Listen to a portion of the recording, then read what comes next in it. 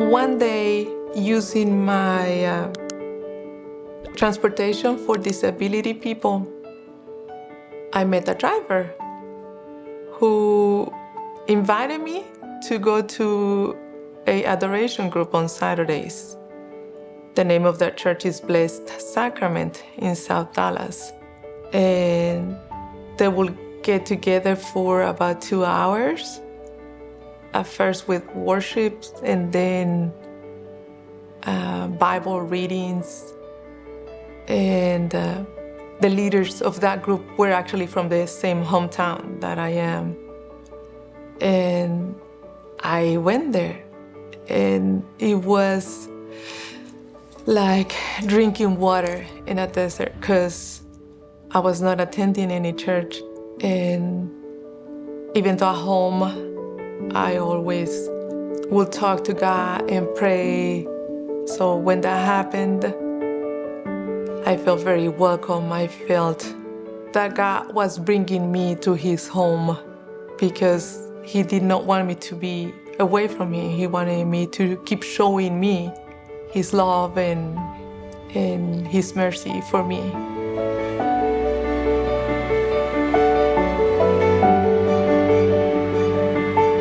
In the beginning of 2006, my children's father and I were having a lot of arguments, and I was crying all the time. And I decided to stop that. I didn't have money, but I did not want to see my 4-year son see mommy crying every day. I didn't want my baby feeling that his mom was sad and crying. So I made the decision to separate from him in February of 2006. And not only that, but I lost my job.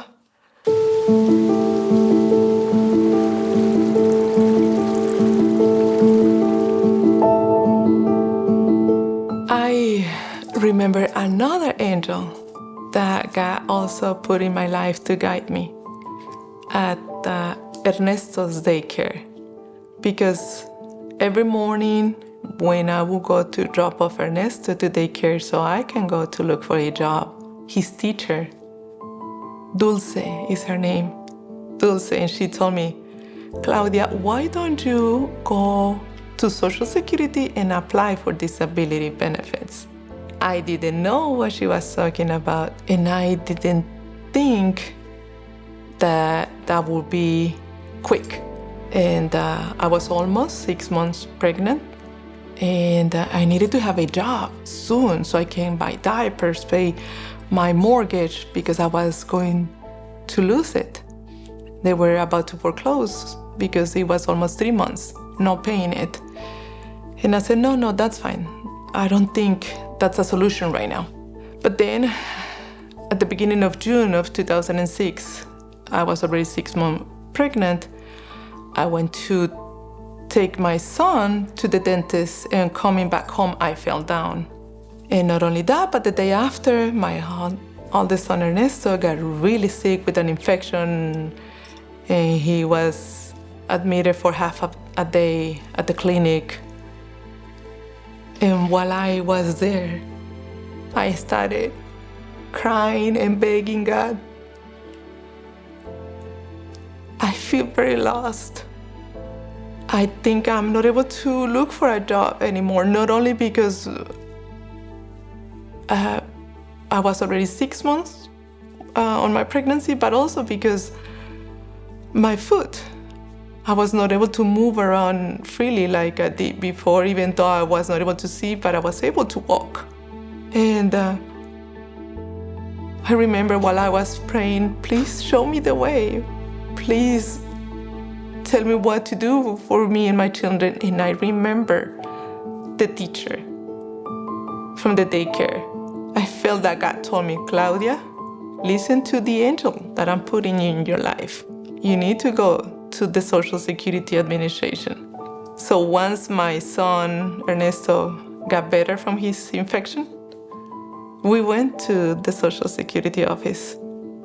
And even though everybody was saying that it might take months, God gave us our first check within a week. And I was able to pay not only the mortgage that I was behind, but to buy what was needed for my new baby that was about to be born.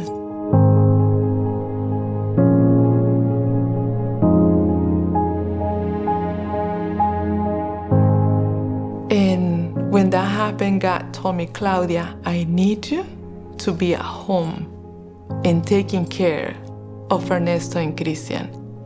I don't need you to go outside of your home because you have to raise your children. I am giving you the blessing of putting 2 lives in your hands, and I need you to take care of them.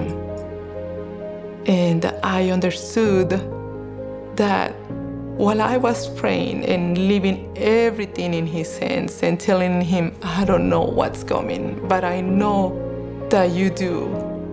Just please make it clear to me, because I'm not understanding.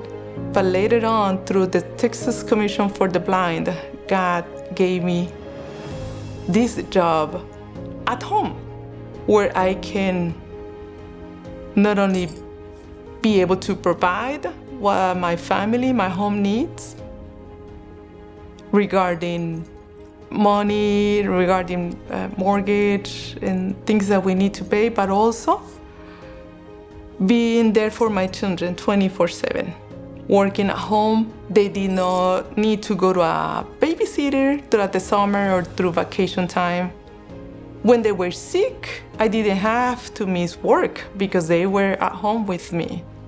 And as of now, I'm still working for Language Line Solutions for already 18 years. And it's one of the biggest blessings that God put in my life. And that reaffirmed not only my faith, but also to trust in Him no matter what, even though there's times when I feel anxious or worried, but He has always been there, always telling me, do not worry. I have you in my hands. I have your children in my hands.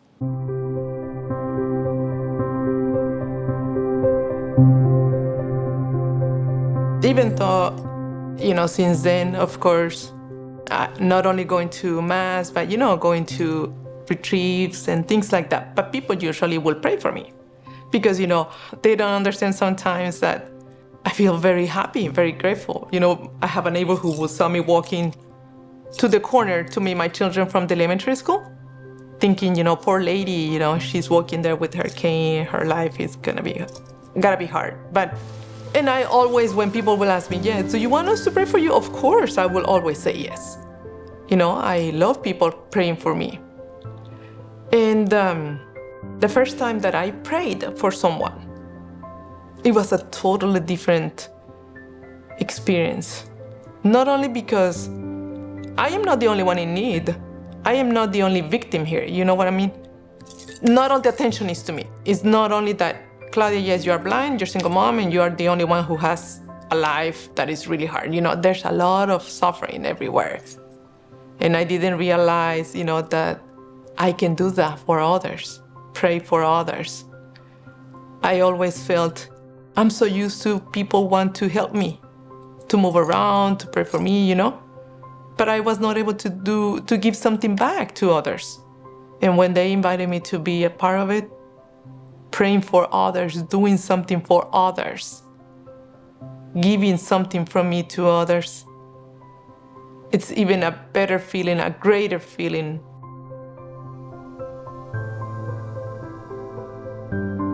I feel so grateful that God gave me the honor of calling me to serve through that team. Because yes, it is a great feeling when people pray for me. But now that God is giving me the privilege to pray for others and being a witness on how God brings relief, brings peace through our prayers for others. It's a miracle when I can feel that and people will thank me for praying for them, knowing that God loves them and that God will take care of their needs.